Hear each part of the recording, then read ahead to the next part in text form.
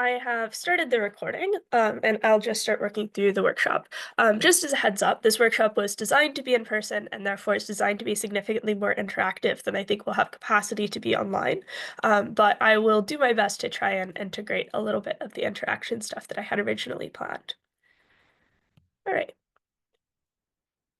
I think the most important thing to start off with before I get into like the meat of the workshop of strategic engagement, I think it's important to try and engage in a lot of these exercises by yourself, whether this is just you thinking through it while you're watching this workshop being recorded, or this is you thinking through it like while you're watching the workshop live.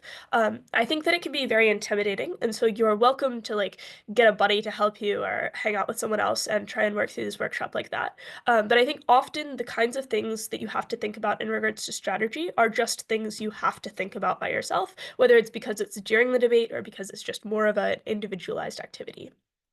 So, this workshop is going to be on strategic engagement. It's going to be on thinking between the debate. I think my idea here is that there's two broad swaths of debating that people like to talk about. There is the one that you get quite a lot of workshops on, which is stuff like idea generation, or like coming up with like things to say. And I think that that can be really useful, but I think that the other half of debating is the strategy of it. Debating is fundamentally a logic game, and so the strategic implications of the things that you're doing is important to think about in order to start upscaling your debating, from like, I have things to say, I'm speaking to 5 or 7 minutes now. What do I do with those things and how do I improve from there? Contents. So we're going to start with identifying premises, then we're going to do a little bit of work on selecting extensions, and then just a few tips and tricks that I feel like don't really make a full workshop, but probably are useful to talk about nonetheless. Starting with identifying premises. I think that identifying premises is probably the most important thing you can do whenever you are considering the arguments that you're making or considering the rebuttal that you're making. A premise is the foundation of the argument. It's often the assumed truth behind what someone is saying, and it's presented as just factual, and there's nothing you can do about it and nothing you can say about it. It's the basis that the other team is building everything that they're talking about around, and that means that it's probably the most important thing to target and probably the most important thing to deal with whenever you're giving rebuttal, because it's the core of what they're saying and it's the thing that's going to be said in the OA as an explanation of what their argument fundamentally is about. I think there's three things to think about whenever you're looking at premises. The first one is figuring out what they are, which I've symbolized as targeting in this workshop. And then I think there is thinking about what you can do with them, which is thinking in this workshop, and then taking them out. Because I think that often, even though premises are assumed truths and presented as factual, you can disagree with them and you can make them not true or make them less relevant in a pretty effective way. So, identifying the premise. I've written out like a basic opening government argument for this motion here. So the motion is this House supports a norm of embracing anger in public discourse rather than one of aspiring to dispassionate objectivity. I think that this is like a reasonably stock motion. I think that we have quite a lot of debates about how people should act and how people should behave whenever they're doing advocacy quite often. So I think an easy opening government argument here is that objectivity is less attainable when you have personal stakes in an issue. People who have personal stakes in an issue often struggle to engage in its public discourse. Um, Even outside of this narrative, because they are generally systemically marginalized, but they often makes the most dedicated advocates for change. When discourse like ought to be dispassionate, these people are less able to engage in the kind of discourse that other people find acceptable, which then further marginalizes them and harms the diversity of perspectives in the discourse overall. On the comparative, the kind of engagement that dedicated advocates and the people most affected by issues, angry engagement, are more likely to be good at is normalized, which means they're more likely to engage. So basically, they're just saying that if you embrace anger, you probably are better able to platform the kinds of advocates who would be really, really good at advocating for whatever their particular issue is because they care quite a lot about it or because they have a personal experience with it. So, what is the premise in this particular argument? I think there's a couple of premises. I think the first one is probably people with real experience and personal stakes in an issue struggle to be dispassionate. This is just kind of the foundation of what they're saying. They haven't really proved it. They've just claimed that it's true. And I think you can think of quite a lot of reasons why it is probably true. But it is just a thing that's present within their argument that's probably a premise that can be discussed. They then say people with personal stakes in an issue make the best advocates. And they also say that people with personal stakes in an issue are often limited by their ability to participate in public discourse. And then they say discourse gets better whenever it has diverse perspectives. Now, some of this is probably more fair than other parts, right? Some of it you can probably disagree with it. Some of it is probably just true, and it's really difficult to disagree with. Maybe discourse just does get better whenever it has diverse perspectives. But some things that have been presented as factual within this argument are not necessarily always factual. So let's look at one particular premise in this argument. People with personal stakes in an issue make the best advocates. I think the two questions that are important to ask yourself once you have a premise that you've identified within an issue is this true and is this useful? Because if it is just true, there's probably not very much you can do about it unless you want to do the extra work of like making up a lie and then convincing someone that the lie is true, which I just think is often not the most strategic way to use your time. So is this true? I guess it can be true, but I don't think it's necessarily always true. And those are the kinds of premises that are the most valuable because often they were presented as though they were true by the person who made the argument in the first place because they thought that it was true. So probably it is true sometimes, but maybe it's not always true. And then the second thing is this useful? Like, is this useful for me? Is this useful for the argument that I'm making? Or is this useful for the side that I'm making? And sometimes the premise in and of itself is actually super useful for you, and you can just take it and co-opt it and fold it into your argument.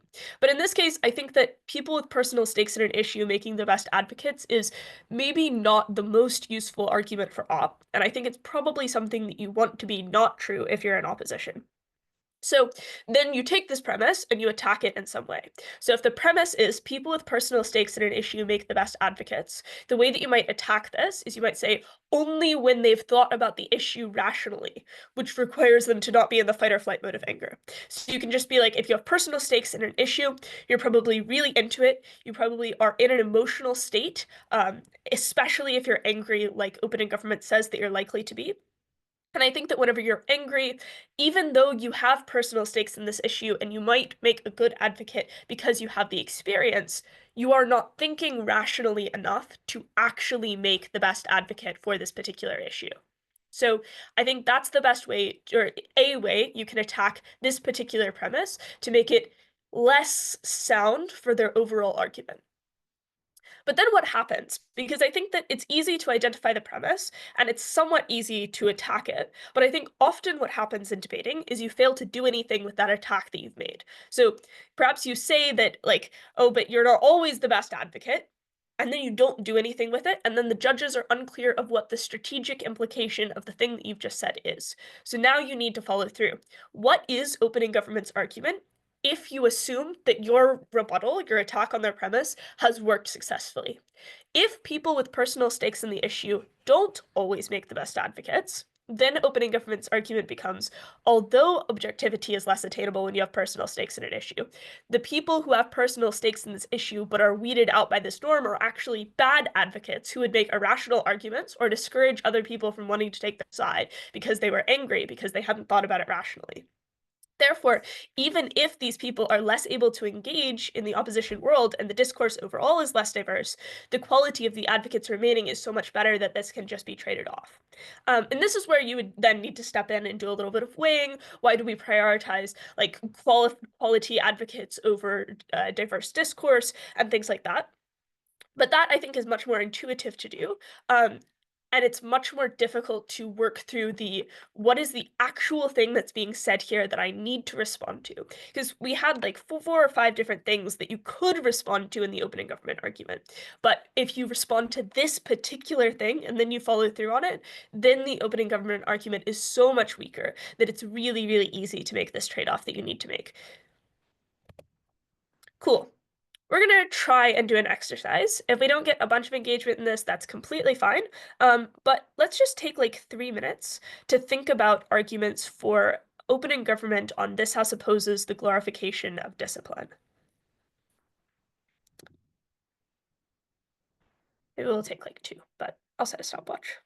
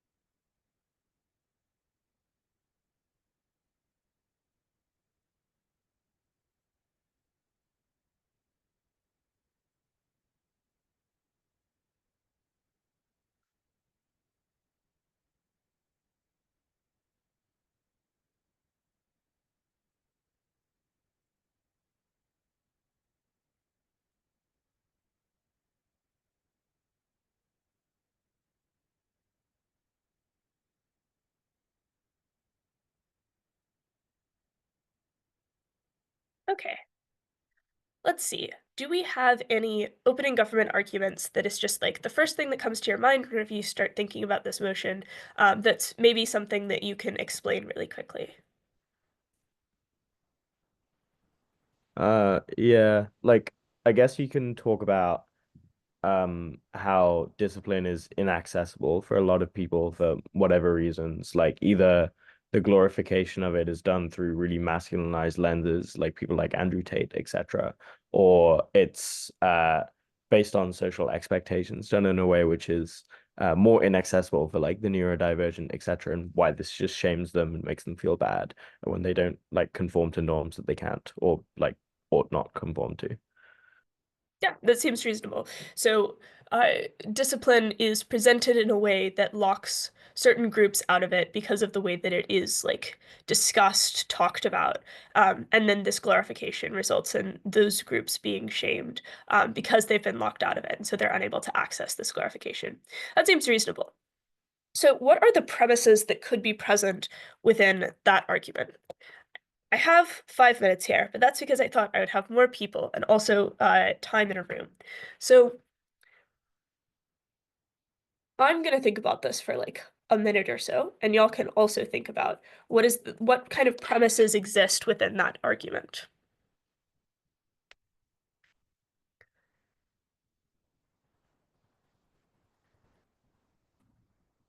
There's the obvious premise that can probably be contested that I imagine you would analyze that's like this is taught in a way that locks people out of it, or that this at all does lock people out of it and isn't a relatively optional narrative. Like I think that there's an easy up push here, a response to that premise that goes, um, discipline is actually taught in a wide variety of ways, and therefore it's a really optional narrative. So discipline in and of itself is viewed as really, really good, but the way that that discipline is expressed by different people probably varies quite intensely. I think that that is a way that you can target a premise present in that case. What other premises exist within that case?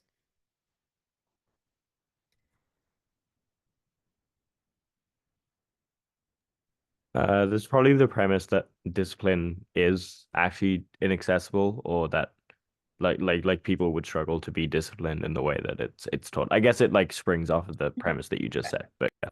Yeah, I think that's yeah, so it is just like the other half of it. So mine was more targeted on like the way that it's taught is maybe not inaccessible or the way that it's expressed is not inaccessible. But maybe like just it actually isn't inaccessible, not any manifestation, but discipline in and of itself is not actually very inaccessible at all. And so you can just opt into it. I think that feels very reasonable. And that's like a way that you can use like just very quickly thinking about the core premises that exist within an argument and then using those premises in order to respond to them. So then, if it's not true that discipline is really, really inaccessible, then the end argument is completely like moot, right? Like you can then use that one to take it out almost entirely. If discipline is actually incredibly accessible and you can maybe prove comparatively that discipline is very, very accessible and very easy to do, then you can prove that discipline creates a pathway to glorification that everybody can opt into, regardless of how like powerful they are within society, even if they're part of a marginalized group. And that would then be very useful for case generation and for your own positive material, but it would also be a really clear flip of the case. So I think that flipping material is often really useful in a really useful consequence of identifying premises because the premises can often be responded to, and you need to do that in order to do the rebuttal at all and make the rebuttal effective. But then you can use that rebuttal to make the content that has been presented work for your side instead and flip it entirely, which is really, really helpful because one, it's a good way to get new content in whenever you're whipped and people are more skeptical of whether or not you're allowed to do more new content, especially maybe if you're in a situation where you need to pivot or where your partner just didn't quite prove the things that you needed them to prove.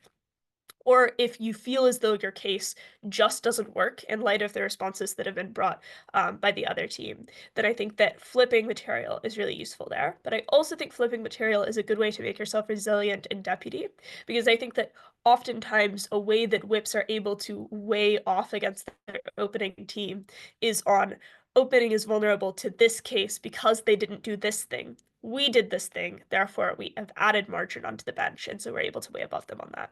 I think that's useful as well. Cool. That should bring me then to the second part of the workshop, which is on selecting extensions, which is kind of just like a natural consequence of starting to think strategically. Because I think whenever you first start debating, your goal in closing is to have an extension. That would be really nice. I think often in general in debating, your goal in closing is to have an extension. That would be really nice because having things to say is always better than having no things to say.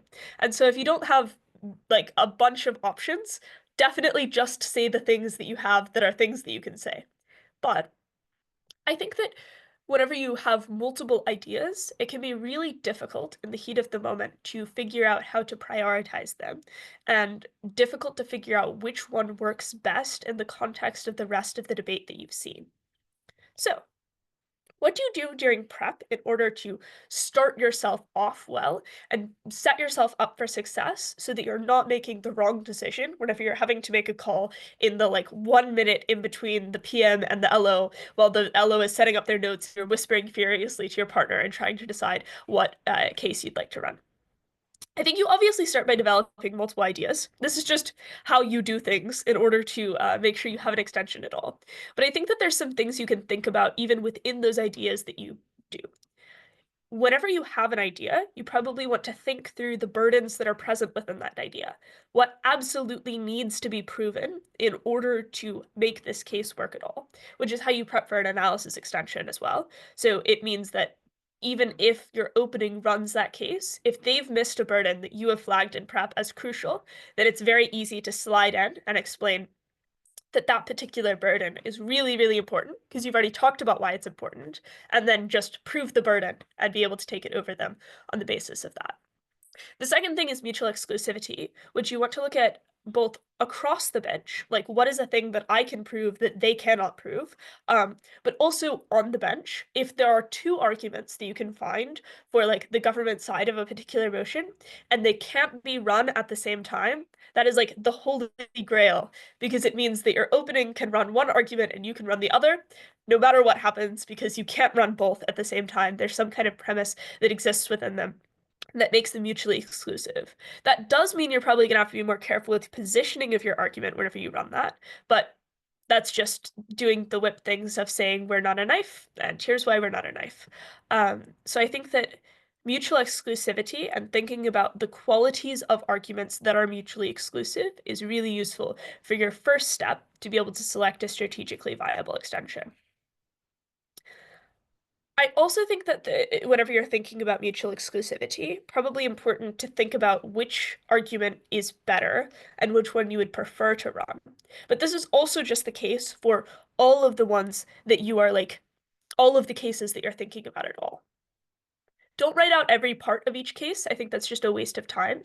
Probably keep flexibility and prioritize talking over writing because you'll have time to write during the debate. You really don't have to listen to most speakers. And if you really, if someone starts to say something that's important, your partner can poke you and tell you to stop writing for a second, which I think is a useful way to make sure that you don't become derivative of deputy, which is an easy thing that happens whenever you're writing your speech during deputy. But as long as there's someone on your team who's listening to the debate, you should be completely fine to write during then. The second thing you do then is what I was kind of getting to towards the end of that last slide, which is you prioritize and you communicate priority. So I think the prioritizations probably run roughly along these lines. You start with what's mutually exclusive across the bench, because if you can claim something that the other side can't claim, that's likely to be more resilient than something that both sides can claim, because then you'll just be bashing back and forth on who's better to claim X thing. And I think it ends up more confusing. It's a messier debate, and it's much more difficult to win whenever you don't have the last word. So if you're in like closing government, I think that often if you make a claim of something that the other side can also claim, opposition whip is just going to flip it back, and then you're going to lose the debate on that. I think the next thing to prioritize is probably what is easier to reach the impacts of, because the fewer steps involved in your mechanization, the fewer things that can fail and fall out of the debate. Because, like we talked about in premises, if someone else is targeting premises, again, if someone else is using the exact same thing that we did to target your premises, and you have like five of them that all need to stand in order for you to reach your end impact, they just have to target the first one, and then everything else falls down. But if you only have three premises, not only can you probably prove these premises better because you've spent more time on them because you haven't had to do five and you've only had to do three, but also I think that you're more likely to have like uh, an ability to claim some impacts on the basis of the earlier ones or some impacts on the basis of the independent ones because you'll just have more time in which you can think about these things. And then the last thing is like, what can you weigh against each other? So I think this is really, really important to prioritize because if you intuitively know exactly how to weigh one argument against another one, and you have no idea how the other argument could ever win the debate, and then you end up in a situation where you have to run the argument that you didn't know how it could win the debate, you're probably not going to win the debate. So if you already know what is easy to weigh against each other, probably think about that a little bit and talk about it briefly, but then spend a good amount of time thinking about how to weigh the other extension against that one so that you have a way, probably like hopefully written out in some way or at least thought about to win the debate regardless of what extension you end up being forced to run. By the end of prep, I think that you probably should have a rough list of like, if you have three extensions, you'd like to run this one, you would next like to run that one, and then you have another one that's like third, that's if all else fails, you'll run that. But even within those things, you should probably have something that's like, if they run argument two in opening, maybe we should actually run argument three, because argument two and argument one are really difficult to weigh against each other. And we really struggled coming up with ideas whenever we were trying to weigh argument two above argument one. But we know exactly how to weigh argument three above argument two. So you can preemptively understand what's going to happen in the debate just by doing your own prep. And I think that this means you can do a lot of the work that you need to do in advance. The other thing that you need to think about during prep is slightly different on the basis of like which one, which is first speakers probably should think about positioning and second speakers should think about weighing. So whenever I was saying weighing earlier on, probably if you're a first speaker, just shorthand that into positioning. How would you position each extension over each other? These are the same thing. They're just like different sides of the problem. Do you start with this or do you end with that? Because I think that positioning usually starts off a speech and weighing is usually like the close to a case during the debate. So I think it's important to remember that you don't get very much communication during a debate. You can like maybe message your partner on your phone really fast, or you can write a note and then pass it, or you can whisper during like the 1 minute in between. But you don't get very much time with which to discuss things that are happening. So probably use any communication you have really wisely, which means you probably need to know exactly what your own opinions are on the cases that you've already talked about in prep. So, for first speakers, the things you want to think about on your own and not waste your time communicating with your partner necessarily is my case the same as my opening, even secretly? And if it is the same as my opening, what burdens are they missing that I'm instead filling? And why are those burdens essential to beating them? Or like, why can't they reach their impacts if they don't prove these things? And then the next thing is like, is there an easy case to position in the debate, or because it's on Clash, or because it's just like outframing opening or something like that? So I think an example of this would be um, in the uh, in the earlier opening government case we talked about for the norm of embracing anger. Um, if you are closing government, and you want to outframe your opening, you probably want to run a case that doesn't talk about the advocates really at all, because you can just be like, look, people are going to advocate on both sides of the house. The question is not about people who advocate. The question is about the people who are being convinced and how they respond to the advocacy that happens to them. Um, and that would be, oops, that would be an example of how to like position a case that's easy to position because it just sidesteps the top half clash. It means you don't really have to worry about those concerns. Alternatively, if opening government and opening opposition have been very different, but there's an easy case that matches really well with opening opposition, from closing government, you might want to run that case because it means that you will feel as though you are really, really relevant, and it means that you can feel as though like you're actually engaging in the debate already.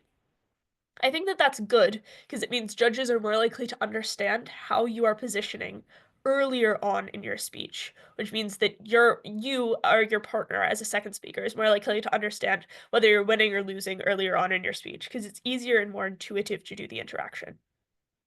As a second speaker, um, probably just keep like a running list in your head of what cases you know exist, what ones you know have been taken.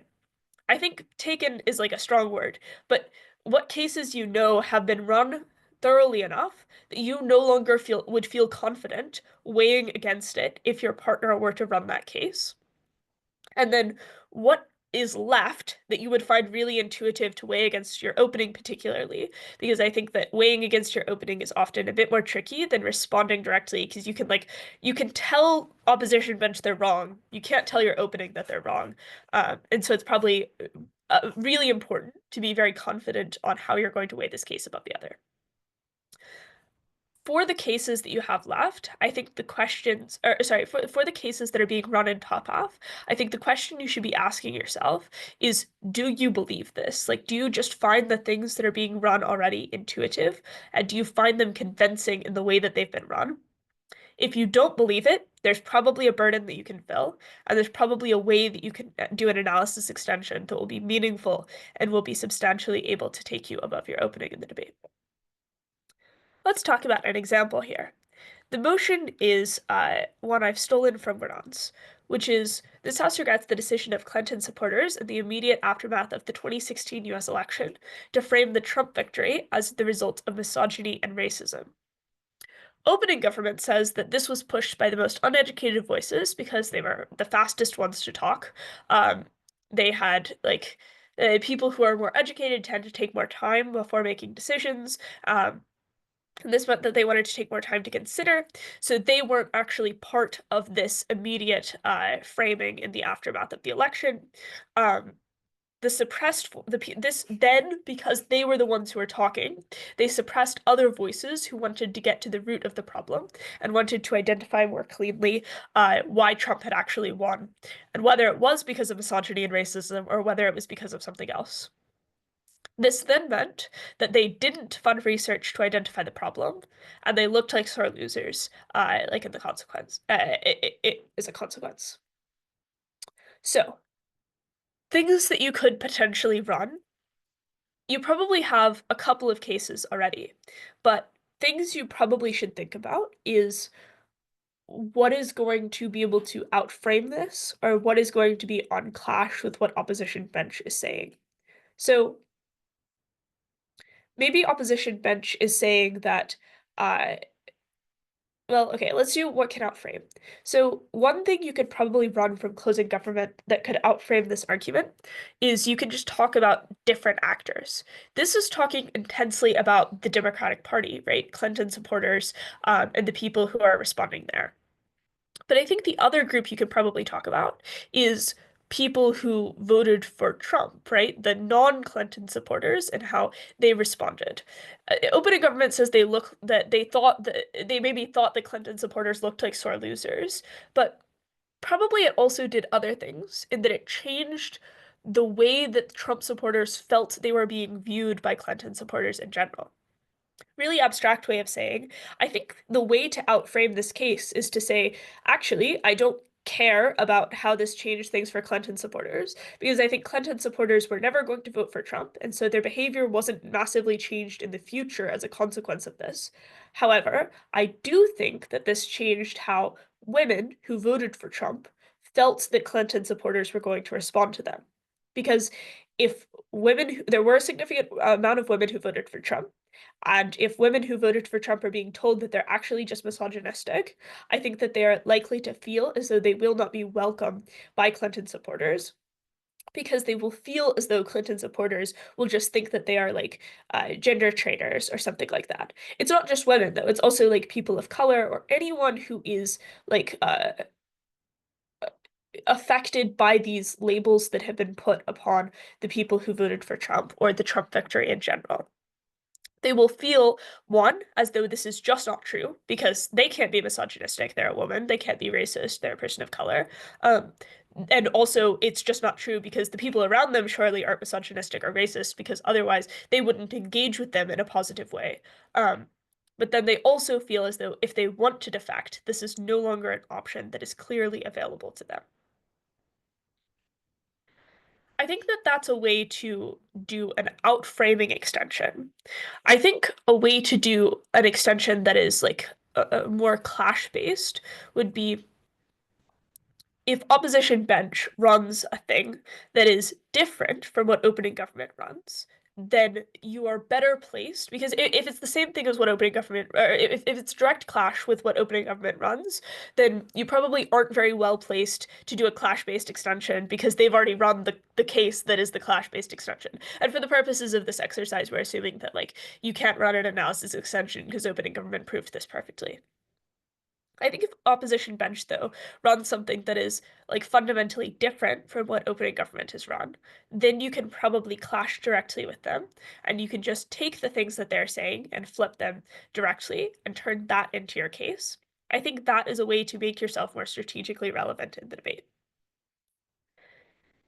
I have exercise here that you can basically just work through on your own, not necessarily right now, which is a motion that is basically like gives you a position and then gives you an opening government case, and you can think about what different extensions you might want. So the way that I would work through this particular exercise is I would take the motion and I would think about the motion like doing a regular 15-minute prep by yourself.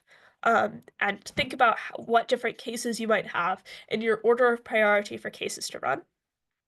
And then I would go to the practice, read through the opening government case, and figure out on the basis of that and on the basis of how you believe the debate, or at least the gut bench has played out, which extensions you have come up with that you would like to prioritize. That brings me then to the last section that I've got, which is on tips and tricks.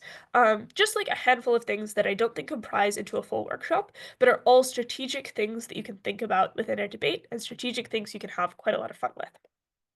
First, planning to second. This is a thing that I think you need to do whenever you need to really shift strategy, whenever you feel as though something is going very badly wrong, and this is like the way that you need to save it. This should be an absolute last-ditch strategy and be a call that you make mid-debate because everyone's beatable. So if you go into a debate planning to second to a team and then that team thirds, you're fourthing, and that's bad. So I think that if you are in a debate and you suddenly feel as though one particular team is completely so good that there's nothing you can possibly do, you can strategically make the call to second instead.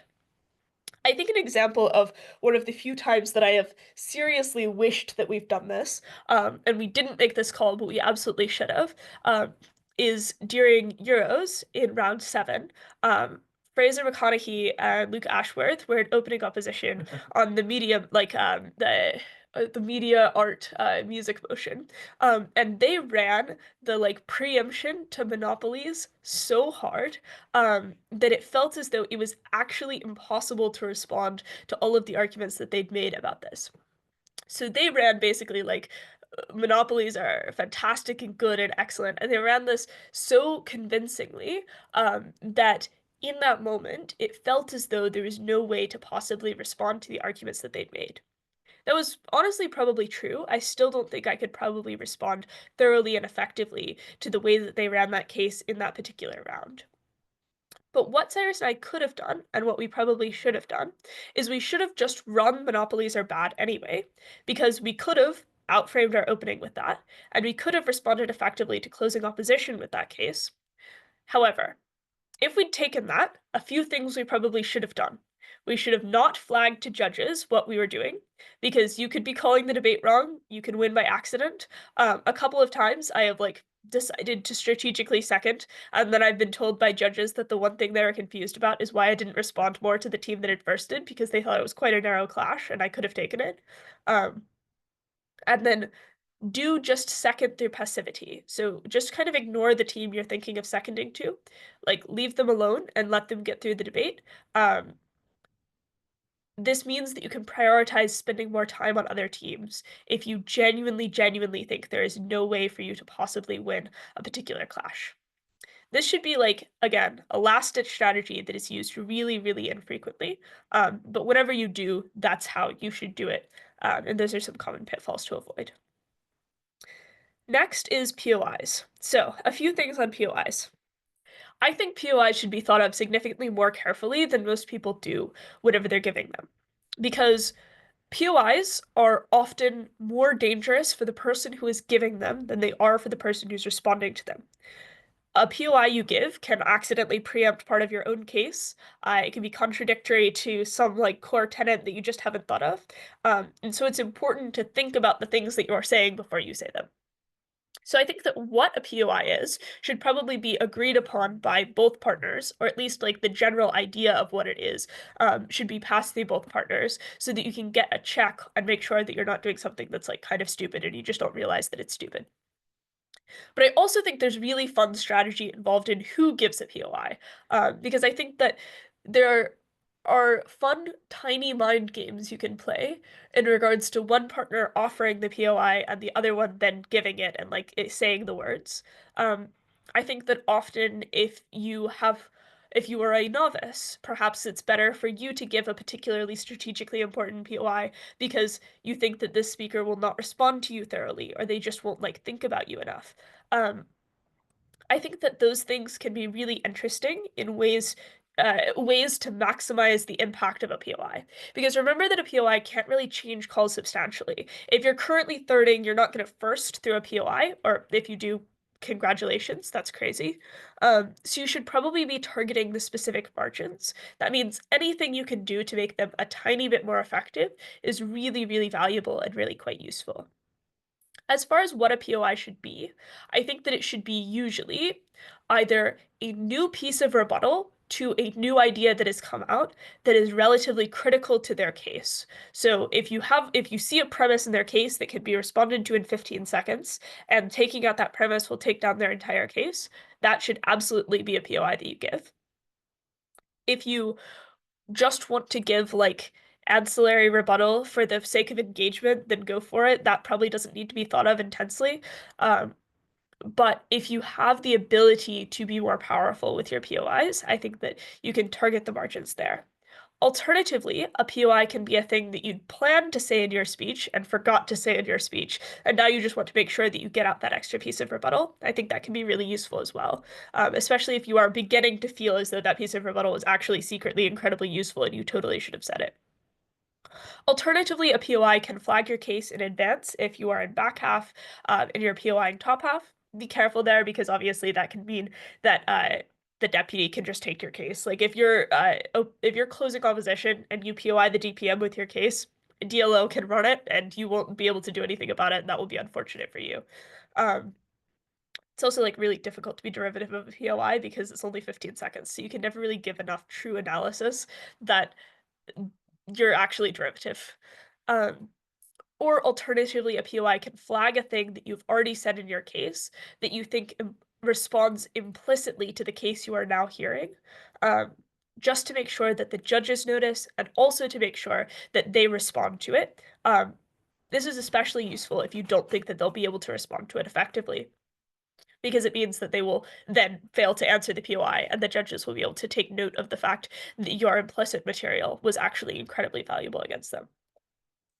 The last thing then, which is 4 instead of 3 for some reason, is positioning and member as far as things you can do on like just general strategic tips and tricks. I think there's two ways to do this, which I've kind of already talked about, but I think that they are relatively useful. The first one is the outframe.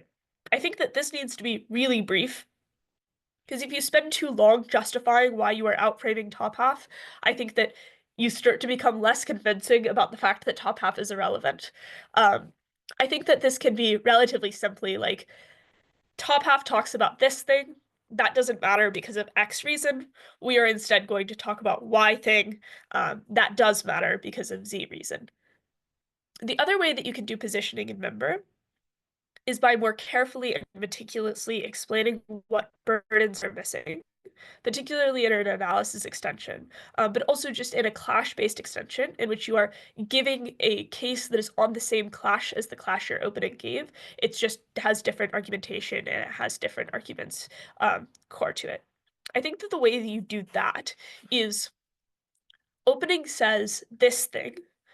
They are missing an explanation for why response that could come from opposition teams, or perhaps already has come from opposition teams.